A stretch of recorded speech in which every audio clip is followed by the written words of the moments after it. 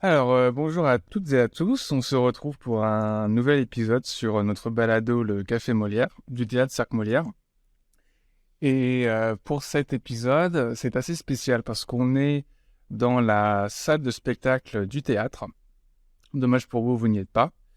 Et on va parler de notre prochain spectacle Cet été qui chantait, qui est joué du 31 mai au 3 juin. Donc j'ai avec moi 5 personnes que je vais laisser se présenter rapidement. Je sais pas qui veut commencer, peut-être toi. Je m'appelle Marie-Ève Fontaine. Je suis la créatrice, l'instigatrice principale du projet. Puis j'ai écrit le texte et j'interprète le rôle de Gabriel. Moi, je m'appelle Gérald Laroche et je suis musicien. Et Marie-Ève va venir me chercher pour créer des ambiances, des paysages sonores et essayer de donner un peu de couleur à ce qui n'est pas dans nos yeux. Je m'appelle Nathalie Labossière. Je suis la mère de Marie-Ève d'abord. Je suis aussi comédienne et marionnettiste pour la pièce. Moi, je me nomme Emilio Sebastiao. Je suis éclairagiste de la région d'Ottawa. Et Marie-Ève m'a invité sur ce projet justement pour éclairer le tout. Faire partie de cette belle gang de personnes. Pierre Robitaille, je suis marionnettiste, metteur en scène pour le projet.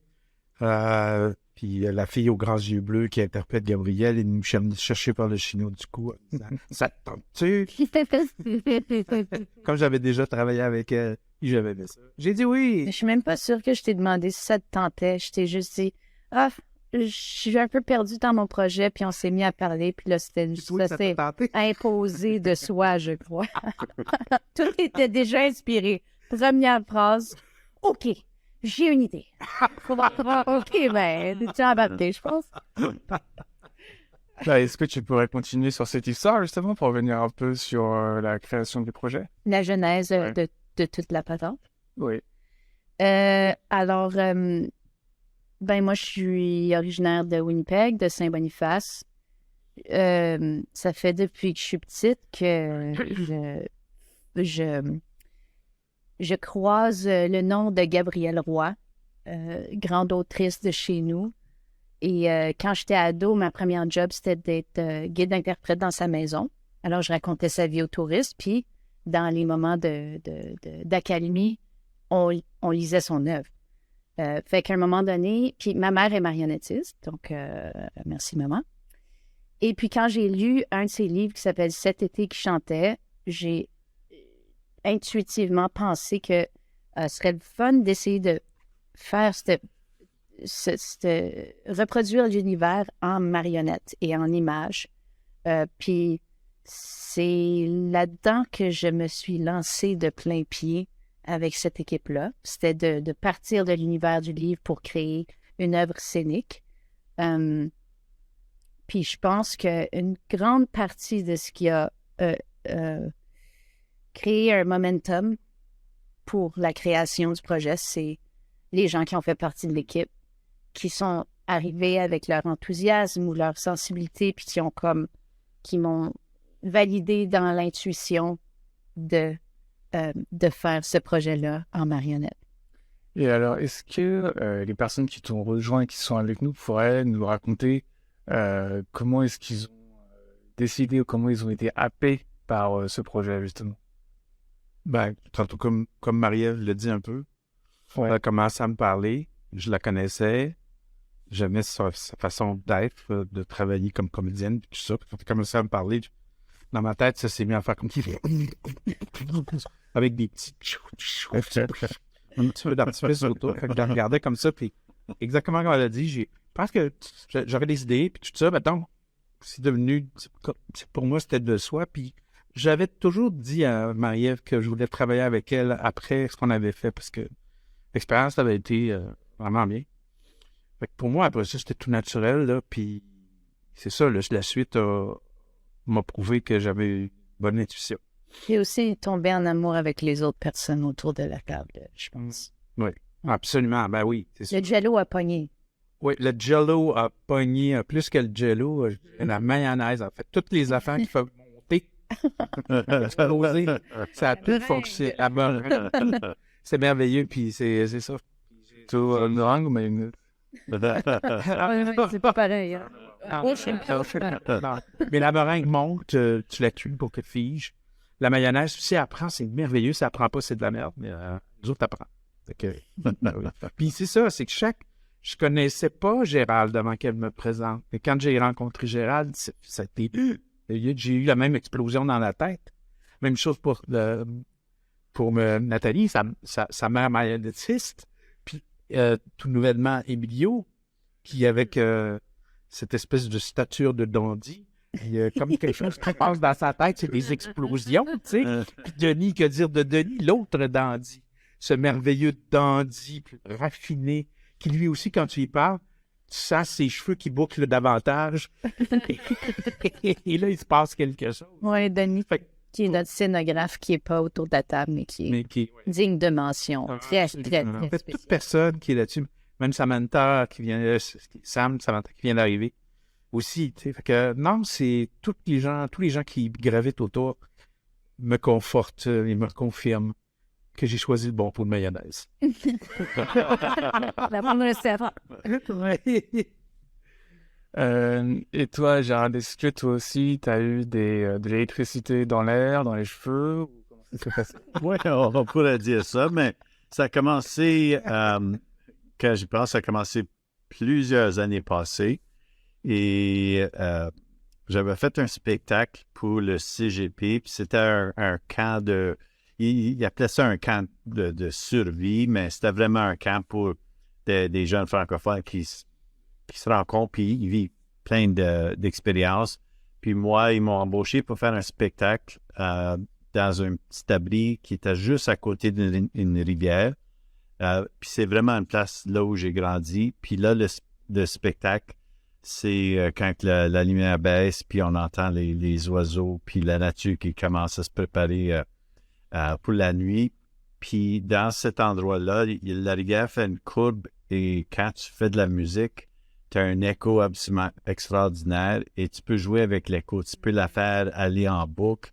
Il y a des fois, tu joues des sons, puis les auteurs vont répondre.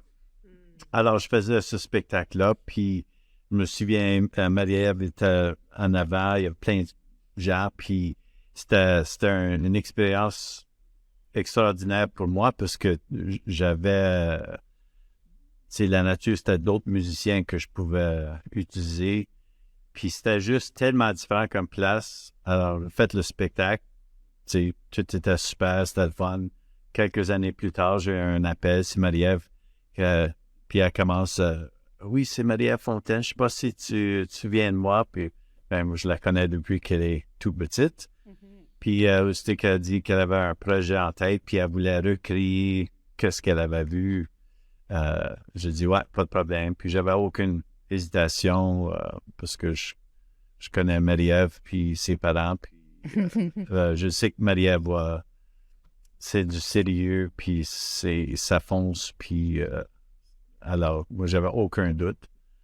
Et puis après ça, j'ai rencontré Pierre. Puis Et en plus, tu as rencontré... vous êtes embarqués dans le projet. Notre première étape ensemble, c'est que je vous ai amené à Petite-Rivière-Saint-François, qui est le village qui a inspiré les histoires du recueil de Gabriel Roy, dont on s'inspire. C'est aussi là où elle les a écrites. Et donc, on avait eu la chance d'avoir une résidence de création là. Fait qu'on s'est rencontrés les trois à cet endroit-là. Puis je pense que pour moi, c'était super évident que Gérald était la seule personne que je pouvais embaucher pour faire la conception sonore et de l'amener dans le lieu pour qu'il entende l'univers sonore et qu'il s'inspire de ça. Ça semblait comme une première étape extrêmement fertile, puis je pense que c'est ça qui se passe. Oui. Qu'est-ce qui est le fun, c'est que au début, il y a un livre, il y a 3 personnes qui lisent le livre, puis là, quand on vient pour discuter, ça nous a inspiré dans tellement différentes manières. Là, on faisait un partage, puis là, il y avait on parlait d'une chose, puis moi, je l'ai vu comme ça, puis j'ai senti ça comme ça, puis là, tout à coup, ça mijotait, puis là, on voyait toutes les possibilités, puis après un bout de temps, c'est comme, wow, comment on va mettre ça dans cette pièce de théâtre? Puis là, c'est bonne chance, Marie-Ève. Let's go, right now. Ta mère. C'est ça. Excellent. Excellent segue. Nathalie? Ben oui, j'attrape la balle. Je pense que pour moi, il y a toutes sortes de niveaux de motivation. Oui. Ce projet-là, pour moi, évidemment, Marie-Ève, et puis je dirais que, ben, c'était pas, d'emblée, Marie-Ève c'était pas évident que la marionnette allait faire partie de son univers parce qu'elle avait sa propre trajectoire, elle a fait sa formation. Puis là, il y a eu quelques petites expériences qui lui ont fait voir justement tous ces petits courants électriques qui passent par les cheveux, là. Ben, des fois, les étincelles sont parties par des marionnettes. Puis vraiment, c'est mon expérience à moi. Et bon, alors, ma fille, les marionnettes. Et puis, Gabrielle Roy. Faut pas la mettre de côté parce que Gabrielle Roy fait partie de mon univers intérieur. C'est un auteur qui m'a beaucoup inspiré dans sa façon d'exprimer les sentiments, de mettre des mots dans l'expérience humaine. Vraiment, c'est une des premières autrices qui a fait ça pour moi. Puis, d'autant plus qu'elle vient de mon coin de pays, qu'elle vient de la montagne, ou en tout cas, sa famille vient de la montagne. Donc, il y a toutes sortes de niveaux d'appartenance ou d'attachement. Puis là, en plus, moi, je vais renchérir ce qu'on a dit, c'est que on se trouve avec une équipe, puis ça continue, l'équipe qui évolue, qui vraiment, on a que du bonheur, puis que de la joie, puis de la joie dans les découvertes simples, puis il y a une espèce de confiance dans l'évolution de ce projet-là. Mm. Puis merci beaucoup à Pierre, parce qu'il souligne ça de façon constante. Puis, donc, enfin, je pourrais continuer, là, mais tout ça pour dire que c'est magique. Puis je suis d'accord que pour dire ce que Marie-Ève a déjà dit, que bon, ben, pour créer un univers qui donne une place et qui donne une voix à tout ce que notre environnement naturel peut nous apporter comme qualité de vie, puis comme force pour nous centrer, pour nous garder justement humains dans le bon sens, ben, ça prenait un moyen. Puis moi, je me disais, ouais, marionnette, go. Mais aussi la voix qu'on donne à la musique pour nous aider à créer ce univers-là. Puis, là, on découvre ce que l'éclairage peut faire. Donc, on a vraiment cette alchimie qui se passe, là. Moi, mon vocabulaire est plus marionnettique, mais c'est vraiment merveilleux comment tout ça c'est en train de se déployer. Puis, Emilio, j'ai cru comprendre que tu étais un des derniers, si on peut le dire, à avoir intégré l'équipe de création. Oui. Est-ce que, du coup... Il est encore en période de probation. Oui,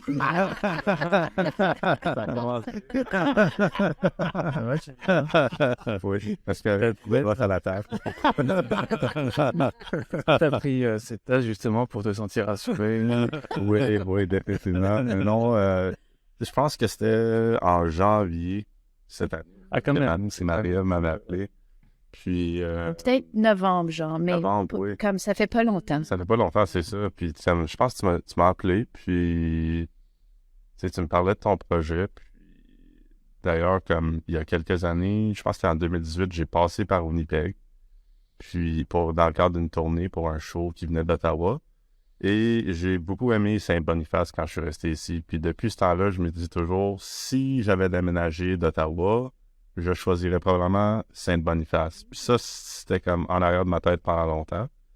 Puis là, quand Marie-Ève me parlait de son projet, soudainement, elle me dit « Et on fait ça à Saint-Boniface. » Ça parle de Gabrielle Roy, ça parle de tout ce sujet-là, avec tout ce qui m'a touché aussi dans mon parcours à moi, c'est la marionnette à travers d'Esther Beauchemin, puis tout ce monde-là. Et ça m'a vraiment parlé, puis j'ai dit oui tout de suite. J'avais très hâte d'être ici, puis justement, c'est ça. Je suis ici pour faire de l'éclairage avec cette belle équipe, puis je suis content de toutes vous rencontrer. Mais c'est ça, je pense que Marie et moi, on s'est croisés à Ottawa, dans cette communauté-là de théâtre. Ouais. C'est un peu ça. Mais c'est la première fois qu'on travaillait ensemble directement, mais moi, j'avais eu des super bons échos du travail qu'Emilio avait fait, de d'autres. Pierre et moi, on s'est creusé la tête, puisqu'on avait un éclairagiste de Winnipeg qui travaillait avec nous, qui avait été vraiment super l'année dernière, mais il s'est fait offrir un plus gros contrat. Fait qu'on on se l'est fait chouraver. Mais c'est ça, alors... Mais il trouvait ça souffrant quand même. De partir. Lui, de partir, oui. C'est ça, ça n'a pas été facile pour lui, mais... Donc, puis il y avait, tu sais, on aimait le travail qu'il avait fait. Alors après ça, c'était comme, Emilio est entré dans une équipe qui gèle déjà. Alors, avec, tu sais, déjà, on avait des attentes particulières. Puis, tu sais, on a donné la mission à Emilio de penser aussi à la version tournée en même temps que le show pour la salle. Alors, tu sais, c'est comme, on t'a donné une grosse job, mais je pense que à date, ça marche vraiment bien, tu sais. Juste l'énergie qui circule, ça passe. Puis comme, tu sais, on est dans notre première semaine de 3 semaines de création. Alors, on est encore en train de voir comme, ah, là, Emilio est végétarien, alors au dîner, on va faire une épicerie pour végétarien. Mais tu sais, je pense que le show, c'est aussi ça. C'est comme, OK, ben comment on fait pour être ensemble, puis avoir du plaisir, puis de s'écouter, puis d'apprécier ce que l'autre est, ce que l'autre apporte aussi. Fait que c'est le fun que tu sois avec nous, puis j'ai juste hâte de sentir la lumière. Te sens-tu dans les ténèbres? Je t'entends, Emilio. Non, ça se passe très bien. Là. Je pense justement, hier, j'ai passé comme un bel après-midi avec Danny. Il m'a montré beaucoup de belles places alentour de la ville. Justement, on est allé se trouver des vieilles lampes. On a passé tout un après-midi chez l'antiquaire. L'antiquaire, c'est ça. Puis j'ai adoré. Là. Belle boutique, 4 étages, vieil édifice en briques. C'était super beau. Là. Puis on le sent, on sent Emilio stimulé pour le projet déjà. Là, déjà, il est en train d'élaborer des affaires. Puis il se l'approprie aussi parce que, oui, l'autre éclairagiste, on en aimait beaucoup, mais on voulait pas qu'il reproduise. Mm-hmm. On voulait comme tout le monde ici, qu'il s'approprie le projet de Marie-Ève, qu'il le fasse sien aussi. Parce que de toute évidence, je pense qu'on travaille de manière extrêmement collaborative. Tu sais, c'est sûr qu'au final, s'il y a une grosse décision à prendre, tout le monde se tourne vers moi parce que c'est la vision que moi j'ai amenée, mais le spectacle serait tellement différent si c'était des collaborateurs différents, dans le sens où tout... c'est comme essentiel pour moi. Je serais pas capable d'écrire quelque chose tout seul, puis j'ai besoin de ces relations-là, de bouncer des idées que, des fois, quand je suis bloquée, quelqu'un d'autre arrive avec quelque chose, ou des fois, quand on n'a plus d'énergie, là, Pierre va avoir un flash, j'ai une idée! Puis là, ça repart le feu de l'inspiration, tu sais. Alors, c'est vraiment précieux d'avoir une équipe que t'aimes autant. Dès le départ aussi, Marie-Ève, quand on en parlait, il n'était pas question d'illustrer cet été qui chantait. Il était question de parler de Gabriel au travers de ce livre-là. Puis c'est quoi la substantifique moelle de ce projet, de ce texte? D'où ça sort? Ça vient d'où? Puis qu'est-ce que ça va provoquer chez nous? Puis on a travaillé beaucoup autour de ça. Puis d'ailleurs, les premières rencontres, particulièrement celle avec Marie-Ève, Gérald et moi là-bas, Petite-Rivière, ont imprégné au projet, ont donné un élan au projet particulier qui l'a amené vers les idées de mouvement, les idées de c'est ça, c'est pas comme une histoire conventionnelle, tu sais. C'est beaucoup des impressions. Ouais. Puis même si on résumait l'histoire, tu sais, on avait invité des enfants l'année dernière à avoir une étape de travail, puis tu sais, ils étaient comme, c'est quoi l'histoire? C'est quoi l'histoire? Puis ils nous disaient, c'est comme une madame qui invite sa sœur à venir passer du temps avec elle dans un chalet l'été. Puis la madame s'en va, puis elle écrit des histoires, puis c'est comme, c'est tout. C'est ça, c'est tout. Il n'y a rien d'autre. Tu sais, c'est pas, contrairement à tellement d'autres histoires, il n'y a pas de grands bouleversements, il n'y a pas de choc, il n'y a pas de grands événements. C'est juste, c'est plus simple que ça, c'est plus contemplatif. Ben, je sais pas, je dirais qu'il y a des grands moments, mais c'est tellement à l'intérieur. Parce que quand on a montré aux personnes plus âgées, ben, les adultes de tous les âges, il y en avait beaucoup qui étaient assis là en larmes, ils étaient juste un petit peu en choc d'avoir été capable de recevoir tant d'émotions et d'infos à travers d'une marionnette ou un personnage de moins d'un pied de haut, puis c'est juste toute l'émotion et tout qui sortait de certaines scènes que les gens étaient là, puis là, ils revivaient des instants de leur vie. Alors ça, C'est quoi? Ça, c'est très Gabriel Roy, en fait. Là que tu le dis, c'est pas des grands événements bouleversés, mais on est bouleversé quand même. C'est des mouvements intérieurs, très humains. Alors, c'est intéressant que tu dises Il y ça. a aussi des petits instants de joie, de choses super simples. Les ombres chinoises, les mouvements qu'on prend presque plus le temps ou la peine de voir. Juste M. Tung, d'entendre tous les âges réagir à ce personnage-là. Si tu aurais pu avoir quelque chose tellement high-tech à la télé, puis les gens auraient juste fait comme « Ah ouais », mais quelque chose de simplifié, quelque chose de peut-être nos enfances, c'est quand on fabriquait quelque chose, mais de tous les âges, c'était la même réaction. Alors ça, je pense, c'est ça qui étonne les gens, qu'ils voient quelque chose que soit ils n'ont jamais vu, les plus jeunes, et les plus vieux ont oublié. Puis là, c'est une renaissance un peu de comme « Ah, wow! » On peut faire des choses incroyables. Moi, quand je suis en train de regarder le show, puis il y a des petites choses qui se passent, moi, je fais juste comme « Wow! Il faut qu'on regarde ça. » Les autres, en analyse. Peut-être qu'on peut faire ci, peut-être qu'on peut faire ça. Moi, c'est comme « Non, faut que tu vois ça, là. » Puis, alors, les autres, il faut qu'ils reviennent, puis c'est comme... Puis c'est des petites choses super simples, mais ça sort, c'est... D'ailleurs, pour la scène du héron, aujourd'hui, ce que tu as fait musicalement, c'est super. Ouais. Ah oui. Ah oui. C'est le faux, puis ça rentre au poste. OK, on va regarder dessus. Ah oui, OK. Il y a une bonne note, j'ai oublié de te la donner. Ouais. Est-ce que vous seriez capable, j'ai posé la question à Marie-Ève, mais de résumer la pièce quand même? Et pendant l'espace d'un été, Gabriel Roy, avec l'arrivée de sa sœur, change pas, elle augmente sa capacité de voir les choses simples et le bonheur qui s'y trouve. Pour moi, ce serait à peu près ça. Puis, c'est un peu aussi l'idée du spectacle, c'est de faire « Arrêtez-vous, ralentissez, observez, recueillez, vivez. » C'est un peu ça. Pour moi, c'est ce que je cherche beaucoup à obtenir. Puis c'est ce qu'elle veut dire aussi, dans le fond, quand tu lis le texte, quand tu lis son recueil, c'est qu'elle, pendant un été, puis soudainement, elle a recueilli tout ce qu'elle avait vu, tout ce qu'elle avait senti. Puis après ça, on se demandait, mais pourquoi? Ouais, ça, c'est un bon point à amener, c'est que... Pitch là-bas.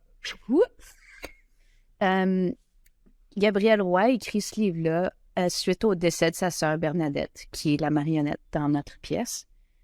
Bernadette était une religieuse, a fait beaucoup de sacrifices dans sa vie pour la religion, mais ses moments préférés de sa vie, c'était ses petites vacances sur le bord d'un lac à Kenora pour observer la nature. Puis c'était toujours ça qui l'émerveillait. Et Gabriel et Bernadette ont eu une correspondance par écrit très longtemps. Et à un moment donné, Bernadette et leur sœur Clémence sont allés visiter Gabrielle Roy à Petite-Rivière. Puis ça a été un moment très marquant dans la vie de Gabrielle Roy, qui est un peu dur à vivre. Elle est un peu sauvage, Gabrielle Roy, d'après ce que j'ai compris, qu'elle était très sélective avec sa compagnie, puis elle était... Alors, le fait que ses sœurs soient venues, c'était un grand événement pour elle et elle en a gardé des très bons souvenirs. Et ça, on le sait parce qu'il y a un livre qui a été publié qui s'appelle « Ma chère petite sœur », qui sont toutes les lettres que Gabrielle Roy a envoyées à Bernadette. Et Bernadette, quand elle était sur son lit de mort, Gabrielle ne pouvait pas être là. Elle était prise à Québec. Alors, elle a promis à sa sœur qu'elle lui enverrait une lettre à tous les jours, jusqu'à la fin de sa vie. Alors, la dernière section du livre, c'est une trentaine de lettres que Gabrielle Roy a écrites à tous les jours à sa sœur mourante. Puisque ce qu'on constate, c'est que plus ça va, au début, elle est encore dans le quotidien, elle parle de choses matérielles, elle explique que telle personne va bien, truc-muche. Puis là, éventuellement, ça devient super aérien, où elle fait juste commencer à raconter à sa sœur les bourgeons sont sortis aujourd'hui, puis elle zoome là-dessus, puis c'est comme les merveilles du monde, là, tu sais. Puis on dirait que c'est ça qui va faire le plus de bien à Bernadette. Puis elle nous révèle, dans cet été qui chantait, elle dit, dans une de ses lettres, elle dit « Bernadette, si j'écris un autre livre, ce sera dû à ton œuvre sur moi. » C'est-à-dire ta façon de voir le monde avec de la joie et de l'émerveillement, ça a eu un effet durable sur moi et c'est ainsi qu'elle a écrit cet été qui chantait. Et donc, notre pièce, on s'est rendu compte que c'est la genèse de l'écriture de ce livre-là. Comment Gabrielle Roy en est venue à écrire ça? C'est ça l'histoire qu'on raconte, en fait. Alors, c'est un peu cette nouvelle, une genre de, j'allais dire, surprise de conscience, tu sais, parce qu'elle avait déjà une appréciation, mais il y a quelque chose de plus profond avec quand elle prend le point de vue de Bernadette. C'est ça. Parfait. Est-ce que quelqu'un veut rajouter quelque chose par rapport à ça? Pour moi, c'était un peu dès le début, parce que tout ce qui m'inspirait dans le livre, c'était beaucoup la manière qu'elle parlait des arbres qui avaient différentes voix quand ils chantaient avec différentes sortes de vents. Les personnages principaux, pour moi, c'était plus les animaux que les humains. Qu'ils avaient certains personnages, comme s'ils nous emmenaient à faire le tour du village et qu'est-ce qui se passait, puis le temps. Et c'était un peu comme on voyait après, que c'était le grand réveil, que ça a pris un peu de temps avant que Gabrielle Roy réalise qu'il y avait toute cette magie qui l'entourait, que je pense que c'était quelqu'un qui était vraiment dans sa tête, comme artiste, qui écrivait, qui observait déjà, mais pas dans la même façon. Observait les humains au quotidien ou dans leurs habitudes, puis là, tout à coup, de se réveiller puis voir que juste derrière la fenêtre, il y a tellement de magie, il y a un monde spirituel aussi. Super pertinent, hein? Ouais. Peu importe l'époque, je pense qu'on a tous besoin de se faire rappeler. Garde, sors de ta tête, là. Arrête-toi un peu. Va prendre le thé avec mon oncle Chose ou grand-maman, puis on se parle d'une coupe d'affaires. Puis, oh, regarde, il y a un oiseau qui passe. C'est-tu pas beau? Regarde le beau coucher de soleil. Tu sais, c'est comme un retour aux sources, finalement, qu'on essaie de se rappeler de faire l'un et l'autre. Puis, finalement, je pense, en tout cas, les gens qui ont vu les extraits qu'on a présentés, ils ont comme ils sont étonnés de combien ce moment-là qu'ils ont passé avec nous, ça les a ramenés comme à un rythme plus calme, plus senti, plus... Oh, que ça m'a fait du bien. C'est à chaque fois, les deux présentations qu'on a faites, ça a été ça. Ça, c'était un des commentaires qui était plus fréquent. merci, on a besoin de cette lenteur, Ouais. ce mouvement-là, Puis tu Et, nous dis souvent, Pierre, que le spectacle, la pièce est toute dans la respiration, puis le fait que on crée de l'espace pour respirer. Ça, puis on n'avait pas de budget pour des feux d'artifice, alors on a regardé plus simple. on les a dans la tête à la place. Marie, elle va dire, coupe ça plus tard, là, coupe ça. Ben, on a le costume Broadway qui s'en vient dans ça. C'est ça. Ouais, c'est ça. Mais je pense que je vais mettre. Là, Emilio va travailler. Pyrotechnique. Je suis encore en train de faire ça, numéro de claquette. Boss. Mais je ramènerais ça à l'inverse. Je ramènerais ça à l'intention de Marie. Quand tu m'as dit, Marie-Ève, ben, j'aimerais donc ça présenter ce spectacle-là aux aînés. Tu sais, dans un lieu où se retrouvent les aînés. Et puis, ça serait sans doute pas dans une grande salle de Hollywood. Donc, dans un lieu où les moyens sont peut-être plus simples.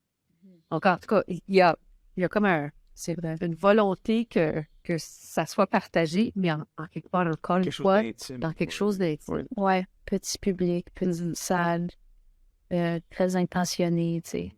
Alors, est-ce que ce spectacle est destiné à un public en particulier ou bien, je sais pas, est-ce que c'est vraiment pour tout âge? Parce que avec Marielle, on avait une conversation, je crois, en novembre, et en fait, c'était plus compliqué que ça, je crois. Oui.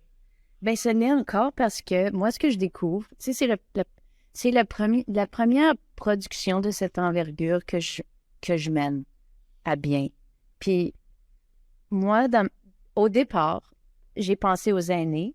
Puis, quand on a commencé à intégrer l'idée des animaux, puis des fleurs, c'était comme, OK, les enfants aussi. Puis, j'ai toujours trouvé ça vraiment cool, l'idée en Scandinavie qu'il y a des foyers pour personnes âgées qui sont dans les mêmes immeubles que les garderies, puis tout ça. Puis ça me touche beaucoup, puis je me disais, ben comment est-ce que je peux faire, moi, pour apporter un mini peu de ça dans là où j'habite. Alors, l'idée, le pari qu'on a pris, c'est est-ce qu'on est capable de faire un spectacle qui va plaire à la fois aux aînés et aux enfants? Alors, ça, c'est le pari qu'on a pris. Mais le plus on a travaillé dessus, le plus c'était apparent que c'était un show tout public. Vraiment comme du monde de tous les âges sont venus nous donner des commentaires pour nous dire « Hey, ça a vraiment fait du bien » ou « J'ai trouvé le Wawaron tellement drôle » ou bien « Oh, la petite marionnette était tellement touchante » ou tu sais, ou la musique. ou la musique. « Oh, tu travailles avec tellement un génie. » Et puis là, en ce moment, comme je coproduis avec le Cercle Molière, et ce que je découvre en parlant avec des diffuseurs qui sont intéressés à acheter le spectacle, et en parlant avec le Cercle Molière, c'est que les diffuseurs, ils veulent savoir. C'est pour quel âge? Dis-moi comme ça, je peux le programmer dans mon bon carré, tu sais. Puis je trouve ça, je comprends cet impératif-là, mais je trouve ça très difficile de dévisser ma tête d'artiste qui est dans cette intention, ou en tout cas c'est de plus en plus clair que c'est grand public, vraiment tout public, mais on me demande quand même de faire rentrer ça dans une case. Je trouve ça difficile, mais c'est pour ça que la question est compliquée. Dans ce temps-là, je leur réponds, mais c'est entre le 25 mai 2020 puis le 3 octobre 1928. Oui, pour les âges. Ouais. En dehors de ça, là, Pourquoi 1928? parce que les vieux. Non, mais tu sais, c'est parce que c'est le ridicule d'essayer de placer quelque chose. Pour moi, j'ai toujours de difficulté avec ça. Placer un spectacle dans un groupe d'âge. Oui, on peut dire pour l'enfance, tout à fait. On peut dire aussi qu'on destine quelque chose aux aînés aussi, parce que on a des thématiques, tout ça. Mais souvent, un spectacle, il va parler autant aux autres. Tu sais, s'il est bien fait, il va parler aux autres aussi. Puis même, je pense que c'est encore mieux quand tu passes par le biais d'un ou l'autre de l'extrémité des âges pour parler à tout le monde. Parce qu'à ce moment-là, tu es obligé de prendre une façon d'expliquer les choses, de les installer. Puis tu sais, en plus, je pense que nous, la plus grande leçon pour moi, c'est faire confiance à nos intuitions et que le projet va arriver va être ce qu'il doit être. Alors, d'être vraiment à l'écoute de ce que le projet devient, au lieu d'essayer de tirer le projet en quelque part. Puis, tu sais, je pense que moi, une couple de fois, j'ai essayé de faire ça, puis grâce à l'expérience dans l'équipe, j'ai fini par comprendre, soit explicitement ou implicitement, que il faut faire confiance que ça va bien se passer, tu sais, que ça va aboutir à une bonne place. Puis c'est difficile à prévoir, de dire, même là, on est encore en création, même si ça fait 6 ans qu'on mijote les idées, j'ai encore du mal à dire « Ah oui, c'est pour tel public ». On dirait que, on le saura pas jusqu'à temps qu'on arrive, tu sais, jusqu'à temps que les gens le voient, puis moi, ce serait, dans ma tête, je me dis, c'est les diffuseurs qui décident. Venez voir le show, puis décidez c'est pour quel public dans votre communauté.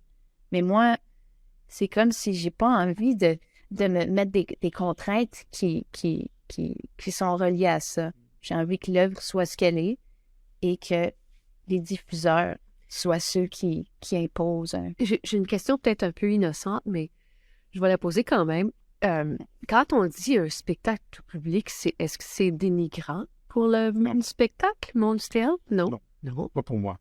Puis alors, est-ce que... Grand public aussi. Grand public? Ouais. OK. Puis alors, est-ce que ça serait un problème qu'on en parle comme ça? C'est moins facile à marketer, je pense. Ouais. C'est ça que c'est. Comme elle dit, c'est une histoire de diffuseur. L'histoire de diffuseur. C'est une histoire de diffuseur. Tu sais, même des fois, la création, tu peux essayer de leur expliquer, écoutez, ça ne fonctionne pas nécessairement comme ça, à moins d'être un spécialiste, par exemple, en théâtre pour l'enfance, la jeunesse, puis dire, moi, je travaille pour la toute petite enfance. Ouais. Puis là, ton écriture est dirigée vers ça. Puis Ouais. ça. Mais là, nous, On n'a pas parle d'un travaillé thème. comme ça. On parle d'une thématique, puis on parle aussi on parle, tu sais. Moi, je suis tout le temps dans la création, des fois, on parle, c'est un magma. On a un paquet, comme tu disais tantôt, les idées fusées, on avait plein d'affaires. Ouais. Puis après ça, dans le travail, on finit par comprendre où on s'en va, puis qu'est-ce qui va se dégager de tout ça. Est-ce que ça va parler aux vieux, aux petits? Ouais, mais comme tu l'as déjà dit, comme ça parle un peu à tout le monde. Ouais. Puis, de ce que moi j'ai vu dans les derniers jours, puis aussi dans les captations, tout ça, de ce que j'ai vu avant d'arriver ici, c'est vraiment ça. C'est comme... C'est de retrouver comme de la beauté dans la simplicité. Puis je pense que ça parle un peu à tout le monde. Parce que comme, oui, ça va frapper quelqu'un de plus vieux, comme adulte, peut-être aîné aussi, d'une façon différente que ça va parler à un enfant, mais avec tout ce que vous faites sur scène, avec la musique, avec les marionnettes, tous les différents accessoires, les visuels, il y a quand même un dialogue qui est aussi simple pour qu'un enfant en bas âge puisse comprendre l'histoire de sa propre façon. Puis je pense que c'est vraiment facile de dire que c'est un spectacle grand public qui parle à tout le monde. Puis je dirais que c'est ça revient à la vitesse, le rythme, même l'échelle humaine qu'on n'est plus vraiment habitué à voir parce qu'on est toujours comme genre au rythme d'une machine, avec l'auto, avec la machine, avec l'ordinateur. Tout est tellement vite, puis ce spectacle-là nous permet de ralentir pour un moment, puis juste de vivre à la vitesse qu'un humain vit naturellement. Moi, j'ai toujours trouvé l'idée d'un grand public quand je faisais des spectacles. Si j'avais un public de tous les âges, c'était les publics les plus magiques parce que les jeunes voient quelque chose que peut-être les adultes ne voient pas tout de suite et les adultes vont voir quelque chose que les jeunes vont pas voir ou remarquer tout de suite. Puis là, ça crée une genre de chimie, magie, parce que là, il y a une réaction dans la foule aussi. Alors, c'est un peu comme si quelqu'un cut ça, puis quelqu'un dit « Oh, j'ai manqué ça », puis là, ça continue. Puis là, t'as pas juste la réaction de qu'est-ce qui vient de la scène, mais la foule qui est en train de vivre ça.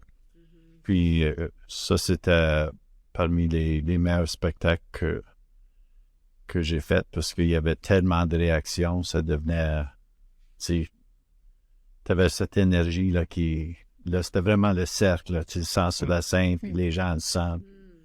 Alors, ouais, ça, je pense que ça, c'est super important dans ces spectacles-là, pas les, tu sais, dire, ben, c'est juste pour eux, c'est juste pour Ben, quand quelqu'un m'appelle pour savoir c'est quoi le public cible de cet été qui chantait, je vais leur dire, voici le numéro de Gérald Laroche. Pourquoi je suis pas capable? On devrait faire le show dans une maison d'aînés et inviter des salles de classe pour venir visionner le show en même temps. Oui, mais c'est ça, le fun. c'est ça l'idée. Puis c'est des raisons, c'est une des choses aussi qui a guidé les conceptions à la base, même quand tu es rentré, que je t'ai dit, OK, il faut que ce soit une conception qui est assez simple pour que tout soit portatif. Le décor est portatif, la mise en scène, tu sais, en tout cas, on fait en sorte que c'est un spectacle qui va pouvoir se mettre dans une base.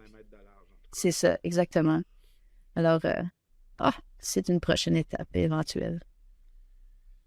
Je vois que ça fuse vraiment les idées et j'avais été vraiment marqué quand on a fait le meet and greet dans notre salle de réunion au TCN parce que je voyais que toute l'équipe de création était vraiment plongée dedans, il y avait la passion et c'était très facile en plus pour moi d'écouter parce que des fois j'ai vraiment du mal à garder mon attention, quoi. Et donc quand j'arrive à facilement écouter, c'est que je sais que là on tient quelque chose de vraiment intéressant à développer.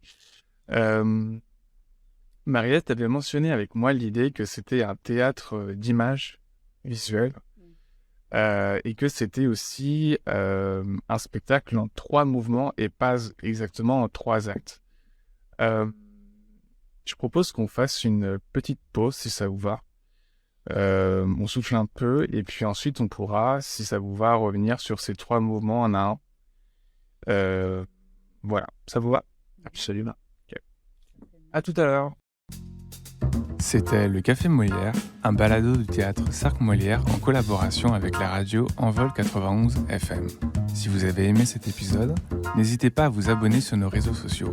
Vous pouvez également retrouver l'ensemble de nos épisodes sur les plateformes d'écoute en ligne et sur sarclemolière.com.